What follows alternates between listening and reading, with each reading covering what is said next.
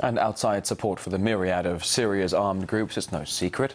Saudi Arabia and Qatar alone funnel millions of dollars to the rebels every month. But as RT's Gayane Chichikan reports, it's not just cash and weapons being smuggled into Syria, but ideology as well. This is said to be an auction taking place at a hotel in Saudi Arabia. What's on sale is a human life. The video shows a father offering his son as a suicide bomber into Syria and raising money as compensation. I give the product of my loin as sacred sacrifice. His brother is already a martyr. We're going to send him to them in Baba Ammar. Let's start the bidding at 200,000 riyals. The chilling footage was leaked on the web. We cannot independently confirm its original source or authenticity. They are sacrificing their lives. We need you to sacrifice your money. Don't be stingy.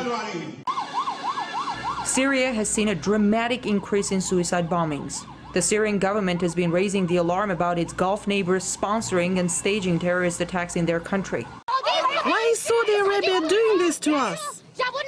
But it seems here in the West, nobody hears their outcry. The spotlight is placed solely on the actions of the Syrian government. In the meantime, Saudi Arabia, Qatar, and other Gulf states are flooding millions of dollars worth of weapons into Syria, while U.S. officials say they're providing their Gulf allies with intelligence and command and control infrastructure. The statements we hear from the State Department is that the U.S. is there to help the opposition with non-lethal weapons. However, if others would provide the lethal weapon, we will manage this. So it's lots of hypocrisy. The Gulf countries are not the brains behind this. They are merely instruments.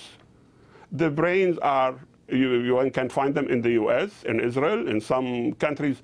The U.S. is formally committed to Kofi Annan's UN-backed peace plan, which calls for a halt to violence by all sides of the conflict. But some analysts say the influx of arms and increasing number of suicide bombings make peace in Syria virtually impossible and plunges it deeper into chaos. The Syrian regime plays an active role in supporting the Palestinian resistance, the Lebanese resistance, in claiming Arab rights in Palestine and things like this. And this doesn't sit well with Israel. So if we cannot change the role of Syria, we will destroy Syria so that it doesn't have any role.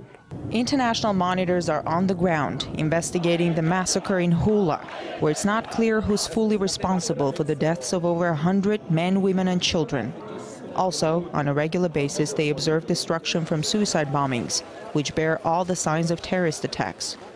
We need everyone inside Syria, everyone outside Syria, to understand that this is going only to create more suffering for women, children, the Syrian people. Outside Syria, back in Saudi Arabia, a young man named Khalid was allegedly sold for the equivalent of $400,000. $1.5 million? $1.5 million. We have a winner. We don't know the fate of Khalid. Maybe he is now on his way to Syria to bomb something, or maybe he is behind one of the deadly blasts which already happened there. With the U.S. supporting the proactive approach of its Gulf allies with regards to Syria, the question one might ask is, could it be tacitly supporting extremism like this as well? I'm Gayane Chichikan reporting from Washington, RT.